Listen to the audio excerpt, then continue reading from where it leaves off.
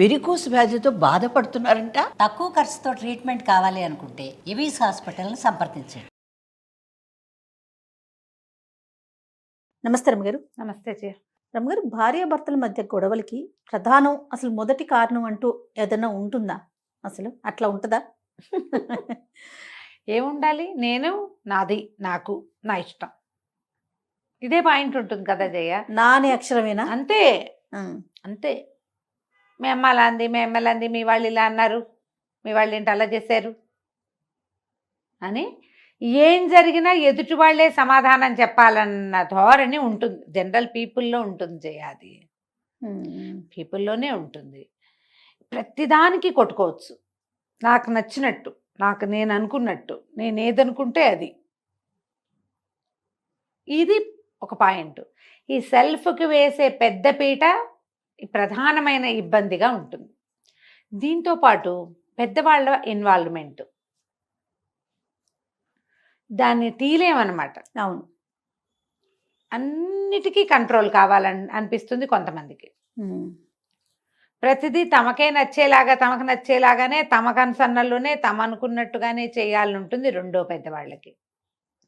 వీళ్ళిద్దరూ ఈ లాగటంలో, పెద్దవాళ్ళిద్దరూ లాగటం, అటు పెద్ద ఇటు పెద్ద కూడా, మనం ఏం చేసాము, ఈ పిల్లలిద్దరికీ పెళ్లి చేసి వీళ్ళిద్దరినీ కలిపి ఉంచాలి, వీళ్ళిద్దరూ కలిసి ఉండాలి అన్నది ఆలోచించరు. మనం ఏం మాట్లాడినా దాని ఇంపాక్ట్ వీళ్ళ సంసారం మీదకి వస్తుంది అని అనుకోరు. అనుకోక గొడవలు మొదలవుతాయి. వాళ్ళు అనుకోరు, ఫోన్లో 2 రోజులు చూద్దాం అనుకోరు. డే 1 నుంచి కంట్రోల్ ఫ్రీకులుగా ఉంటారు కొంతమంది. డే 1 నుంచే తమ పిల్ల వీళ్ళ మాట ఎందుకు వినాలనే ధోరణి ఉంటుంది మరి పిల్ల తల్లుల్లో ఉంటుంది. అట్లా ఇవి మొదలవుతాయి. పైగా వేరు వేరు ఐడియాలజీ, ఆడాళ్ళని కంట్రోల్లోనే ఉండాలనే ధోరణి ఉన్నవాళ్ళు కొంతమంది, ఎక్కడికి వెళ్ళినా మందే రాజ్యంగా ఉంచుకోవాలనుకునే ఆడపిల్లలది ఒక ధోరణి. దీంతో సామరస్యంగా పోవటం, పెద్దవాళ్ళిద్దరూ చక్కగా సజావుగా ముందుకు తీసుకెళ్ళటం, అవి ఉండటం లేదు. ఇదివరకు జయ కుటుంబాల్లో పెళ్ళిళ్ళు అయ్యేవి, కుటుంబాలకే పెళ్ళిళ్ళు, కరెక్ట్. పెద్దవాళ్ళ కంట్రోల్లోనే పిల్లలు పెళ్ళిళ్ళు ఉండేవి. ఇంత ముదురు టెంకాలు అయ్యేదాకా ఆపేవాళ్ళు కాదు, చిన్నప్పుడు చేసేసేవాళ్ళు పెళ్ళిళ్ళు. పిల్లల్లో తీవ్రమైనవి, తీవ్రత, అవి మొదట్లో బయటపడేవి కాదు. ఒక తెలిసి తెలియనితనం ఉండేది. పైగా ఎంతసేపు వీళ్ళిద్దరూ కలిసే ఉండటాలు ఉండేవి కాదు. కొన్ని రోజులు ఉండి మళ్ళీ పుట్టింటికి వెళ్ళిపోయి అలా మార్చేవాళ్ళు. ఎప్పుడు కొంచెం కొత్తరికం నడుస్తూ ఉండేది, గ్యాప్ ఉండేది కదా. ఇప్పుడు గ్యాపులు లేవు. ఈ పెళ్ళి అనుకోగానే ఇక రోజస్తమానం మాట్లాడుకుంటారు వీళ్ళు. మాట్లాడుకోవాలి, కాదంటాను నేను. ఈ మాటల్లో ఏమవుతుంది, ఎంతసేపు మన ఐడియాలజీయే ప్రజెంట్ చేస్తాం, అవతల వాళ్ళ ఐడియాలజీ తీసుకో. అవతల వాళ్ళ రహస్యాలు కావాలి మనకి, వాళ్ళు ఏమైనా దాచేస్తే అవన్నీ తెలుసుకోవాలి. కానీ వాళ్ళు ఏమనుకుంటున్నారు, వాళ్ళ ఉద్దేశం ఏమిటి అనేది అక్కర్లా. పైగా వీళ్ళిద్దరూ మాట్లాడుకుంటారా, అమ్మాయి అబ్బాయి, పెళ్ళనగానే పెద్దవాళ్ళు వస్తారు కదా సహజంగా. అప్పుడు పోనీ ఈ పిల్లలు ఇష్టపడుతున్నప్పుడు మన ఐడియాలజీ ఎందుకొని పెద్దవాళ్ళు అనుకోరు. ఒక్కొక్క కుర్రాడు ఉంటాడు, నేను ఒకటి దగ్గర విన్నా ఈ మాట, అదే చెప్తున్నా ఇప్పుడు. ఈ కుర్రాడు ఎక్కడున్నా సరే, నన్ను క్షమించద్దు నాయన నువ్వు, నేను ఆ రోజు ఇది చెప్తాను తప్పకుండా అని. అవును, మేమిద్దరం ప్రేమించుకున్నాము, పెళ్లి వరకే మా ఇష్టం, ప్రేమించుకోవడం వరకే మా ఇష్టం, పెళ్లి పెద్దవాళ్ళు ఇష్టం కదా, వాళ్ళు ఏదనుకుంటే అది చేయాల్సిందే. అంటే ఒకవేళ వాళ్ళ పెళ్లి వద్దంటే వద్దనరు. డౌరీ, డౌరీలు, పెట్టుపోతలు, పద్ధతులు, మా మమ్మీ మాట దాటడానికి వీల్లేదు. మరి అదే మాట అమ్మాయి కూడా అంటే అంటారు, వాళ్ళు కూడా అంటారు. అతని ఉద్దేశం అయితే అది అంటాను వీల్లేదు. మా మమ్మీ, ఆవిడ చిన్నప్పటి నుంచి చాలా కోరికలు ఉంటాయి మా మమ్మీకి. మా ఇద్దరికి పెళ్ళి అవటం ఇంపార్టెంట్, అంతేగాని మా అమ్మ ఏదంటే దానికి గొడవ చేస్తే ఎట్లా కుదురుతుంది, అలా కుదరదు. మా అమ్మ మాటే, మా అమ్మతో ఫ్రెండ్షిప్ కుదుర్చుకోవాలి ఈ అమ్మాయి. మొదట ఫ్రెండ్షిప్ నువ్వు కుదుర్చుకున్నావు, మొదట నువ్వు కుదుర్చుకుని, మీ మమ్మీ నీలాంటిది కాదు, మమ్మీ లాంటిదే, అంతే కదా. ఈ అమ్మాయిని ఆకర్షించడానికి నువ్వు ఎన్ని వేషాలో వేస్తావు. అదే కదా. మమ్మీ ఎందుకు వేస్తుంది, మమ్మీ కాపురం చేయదు, మమ్మీ తన ఒరిజినాలిటీవే చూపిస్తుంది. ఆవిడ ఎలాంటిదో అలాగే ఉంటుంది. ఈ అమ్మాయి అడ్జస్ట్ అవ్వాలి.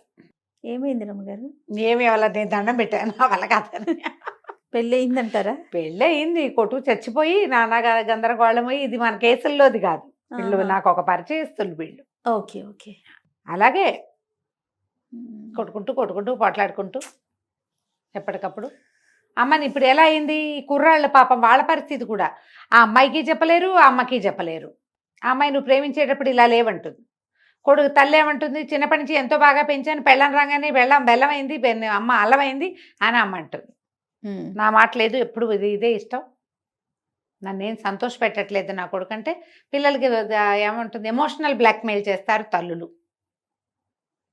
పెళ్ళాలు చేయగలిగినన్ని బ్లాక్మెయిల్స్ వాళ్ళు చేస్తారు. అంతేగా. ఇలాగే వస్తుంది. మీరు మొట్టమొదటే అసలు ఈ పెళ్ళి అనగానే ఒక బేసిక్ అండర్స్టాండింగ్ ఉండాలి.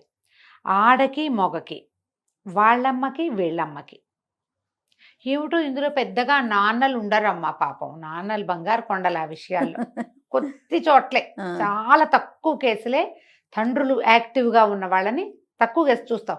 ఉన్నారు తండ్రులు కూడా, ఏదైనా మాట తేడా రాగానే మా పిల్ల మా ఇంటికి వచ్చేస్తుంది, నీ దారి నువ్వో అనేవాళ్ళు ఉంటున్నారు. Rare, very rare. తల్లులే యాక్టివ్గా ఉంటారు. ఈ పిల్లలు ఎప్పుడు తల్లులతోటే మాట్లాడతారు కాబట్టి వాళ్ళే యాక్టివ్గా ఉంటారు. వీళ్ళిద్దరికీ పెళ్లి చేసేటప్పుడు వాళ్ళిద్దరూ కలిసి ఒక చోటగా ఉండాలంటే వీళ్ళమ్మని వాడు, వాళ్ళమ్మని అది ఇద్దరు గౌరవించాలి. వాళ్ళు ఒకళ్ళనొకళ్ళు గౌరవించుకోవాలి. ఒకళ్ళతో ఒకళ్ళు నిజాయితీగా సంతోషంగా ఉండాలి. మనం ఒక పెళ్లి చేసాం, ఇంత క్రియ, ఇంత ఖర్చు పెట్టాం, ఇంత ప్రయత్నం చేసాం, ఇది సక్సెస్ఫుల్గా ముందుకెళ్ళాలంటే మనం అదుపులో ఉండాలని పెద్దవాళ్ళిద్దరూ అనుకోకపోతే ఎలా కుదురుతుందమ్మా? అవునండి, చాలా కష్టం అది కదా. వీళ్ళ అదుపులేనితనం, ఆగలేనితనం, పైగా వీళ్ళకేంటి చుట్టాల్లో పక్కాల్లో చెప్పుకోవటానికి బాగుండాలి. చుట్టాల్లో ఎవరో ఒకళ్ళు మామూలుగా మాట్లాడితే అదేంటి మీదేం లేదా, అంతా వాళ్ళదేనా అలా అంటారు. అనగానే రగిలిపోతుంది. ఇంత కష్టపడి చదివించాం పిల్లని, చిన్నప్పటి నుంచి నానా కష్టాలు పడ్డాం, పెద్ద చదువుకు ఎక్కించాం, సంపాదన వచ్చేసరికల్లా అత్తవారింటికి వెళ్ళిపోయింది, వాళ్ళేమో పెత్తనం చేస్తున్నారు, అలా అనిపిస్తుంది. నా కొడుకుని అత్తాధికారంగా పెంచాను నేను అంటారు. అత్తారు బత్తంగా అన్నదని చెప్పారు మొన్న ఎవరు పదం. ఏంటిది రమ్మగారు? అత్తారు బత్తం, అదొక పదం ముద్దుగా అనమాట. చక్కగా అదే ఎంతో బాగా చేసాం. వీళ్ళకి అత్తవారికి అప్పచెప్పాలా, ఆ అమ్మాయికి అప్పచెప్పేసేయాలా? మరి పెళ్లి చేయకుండా ఉంటే అయిపోతుంది కదా. అయిపోతుంది కదా. వాడు అలా వెళ్ళకూడదు, వాడు కంట్రోల్గా ఉండాలి, వాడు లైన్లో ఉండాలి, వాడి దారిలో చాలా ఉన్నాయి. ఈ పాయింట్లన్నీ గొడవలకి కారణమవుతాయి. ఇవి ఆ పాయింట్స్ వాళ్ళ దగ్గర ఉండకుండా పిల్లల మీదకి ఇంపోజ్ అయ్యి ఒకళ్ళ దగ్గర ఒకళ్ళు ఎక్స్పోజ్ అయ్యి చివరికి గొడవ, పోట్లాట, రగడ. కలిసి ఉండవలసిన వాళ్ళు ఎప్పుడూ మనసులో ఏవో ఒక ముళ్ళు మోసుకుంటూ తిరుగుతారు. పాపం వాళ్ళ సొంతవి కొన్ని ఉంటాయి, సొంతవి ఒకళ్ళలో ఒకళ్ళకి నచ్చనివి, ఒకళ్ళ వల్ల ఒకళ్ళు ఇబ్బంది పడుతున్నది, ఏవో పెయిన్స్ పాపం. ఫ్రెండ్ సర్కిల్స్లోనో, ఉద్యోగాల వ్యవహారంలోనో, ఫిజికల్ థింగ్సో ఏమిటో ఉంటాయి పాపం. వాళ్ళిద్దరికీ సొంతగా ఉంటాయిగా. ఈ పెద్దవాళ్ళ తాలూకు కుటుంబాల తాలూకు ప్రెషర్స్ ఇంకా కొంత. ఇవి ఎక్కడి నుంచి తగ్గించాలి అంటే ముందు అసలు పెళ్లికి రెడీ అవటం అని మాట్లాడుకుంటాం కదా ఇప్పుడు మనం. అసలు ప్రీ మ్యారిటల్ థింగ్ లోనే మనం మొదటే పెళ్ళంటే ఒకటి అడ్జస్ట్మెంట్, కొన్ని సర్దుబాట్లు, కొన్ని దిద్దుబాట్లు, లేకపోతే పెళ్ళి కుదరదు, వర్కౌట్ కాదు. మీరు సర్దుకోవాలి, ఏదైనా ఉంటే దిద్దుకోవాలి, ఎక్కడైనా అవసరమైతే మార్చుకోవాలి, ఎక్కడైనా లొంగాలి, అంతేగా, తగ్గాలి. ఇందులో ప్లస్లు ఏం లేవండి, అన్ని మైనస్లే చెప్తున్నారు మీరు అంటుంది ఇప్పుడు. నెక్స్ట్ డైలాగ్ అదే కాదు. ఇప్పుడు ఒకళ్ళు సర్దుకుంటారు, రెండో వాళ్ళకి గెయిన్ కదా అది, కదా. ఇప్పుడు నువ్వు సర్దుకుంటే వీళ్ళకి గెయిన్ కాదా? అవునా? ఒకళ్ళే సర్దుకోండి, ఒకళ్ళే దిద్దుకోండి అని చెప్పట్లేదు కానీ ఇద్దరు ఉన్నప్పుడు ఇద్దరు సర్దుకోవాలి కదా. అదేగా ఒకసారి ఒకళ్ళు, ఇంకొకసారి ఇంకొకరు. అదే పాయింట్. ఇప్పుడు నేనే అడ్జస్ట్ అవ్వాలనే క్వశ్చన్ వస్తుంది కదా. నేను నిన్నే అడ్జస్ట్ అవ్వమని నేను ఎక్కడ చెప్తున్నా? అసలు పెళ్ళంటేనే అది ఆడకైనా మొక్కైనాను, ఆడకి మొగకి కూడా. అసలు కొంతమంది కంప్లైంట్ చేస్తారమ్మా, మా పెళ్ళై 10 సంవత్సరాలు అయిందండి, ఏదైనా విషయం వస్తే కొడుకు బామ్మ నాన్న వెళ్ళి లోపలికి వెళ్ళి మాట్లాడుకుంటారు, కోడలు 10 ఏళ్ళైనా నేను బయటదాన్నే వెళ్ళింట్లో. పెళ్ళై 10 సంవత్సరాలు అయితే ఆ అమ్మాయి ముందు కుటుంబ రహస్యాలు మాట్లాడుకోరు వాళ్ళు. బాగుంది. ఉన్నారు అలాంటి వాళ్ళు కూడా. పెడుతుంటారు కొంతమంది, మెసేజ్లు వస్తాయి నాకు అవి. ఆ, నేను చెప్పి నేనేం చేయాలండి, మీరేం చేయద్దమ్మా, వాళ్ళే ఏమైనా చెయ్యాలి. ఉమ్, ఒక మనిషిని కలుపుకోలేనప్పుడు ఇంకెందుకు పెళ్లి చేసుకోవటం, ఎందుకు చెప్పు? మరీ రహస్యాలు కాకపోతే ఏదో అమ్మాయి ముందే మాట్లాడచ్చు, లేదా నువ్వు ఇందులో మాట్లాడద్దు అని చెప్పచ్చు. దాంకుని చేయక్కర్లేదు. అంతే కదా. దాక్కుంటే ఇలాగే ఉంటుంది పాపం, వాళ్ళకి కష్టంగా ఉంటుంది కదా. మరి పెళ్ళిళ్ళల్లో బేసిక్ థింగ్ అడ్జస్ట్మెంట్. అందులో ప్లస్లు చాలా ఉంటాయి. ఉమ్, మీకు జీవితకాలం తోడు, మీ ప్రతి పనిలోనూ చేదోడు బాదోడు, తల్లులు తండ్రులు దగ్గర లేకపోయినా రెండో మనిషి సహాయము తోడు లభిస్తుంది. ఇవన్నీ ప్లస్సులు. ఈ ప్లస్సులన్నిటికీ కూడా ఆ గీతలు మీరు ఒకటి నిలుగీత అడ్డగీత గట్టిగా వేయాలంటే మీరు కొంచెం జాగ్రత్తగా ఉండాలి, సర్దుకోవాలి. సర్దుకుంటే గొడవలు రావు, ఏదైనా వచ్చినా ఈజీగా సార్ట్ అవుట్ అవుతాయి. ఇందులో నిజాయితీగా ఉండటం, నిజాలు చెప్పటం, ఒకదానికి 3 వేయకూడదు వాక్యాలు. ఉమ్, కొంచెం జరగంగానే పెద్దది చేయటం, మన వైపు నుంచే ఆలోచించడం కొంచెం మానుకోవాలి.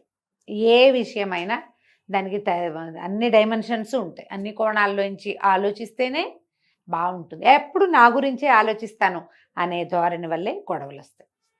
కొంచెం సెల్ఫ్ తగ్గించుకోండి. ఎస్, కొంచెం జనాల కంటే మనం అనే మాటకి పేటేసుకోవాలి. మన ఫ్యామిలీ, మన జీవితం, మనిద్దరం, ఇది గనక ఆలోచిస్తే ఈ నేనుని కొంచెం తగ్గించుకుంటే అంత గొడవలు రాకుండా ఉంటాయి. తప్పకుండా రమ్య గారు. నమస్తే. నమస్తే జయ.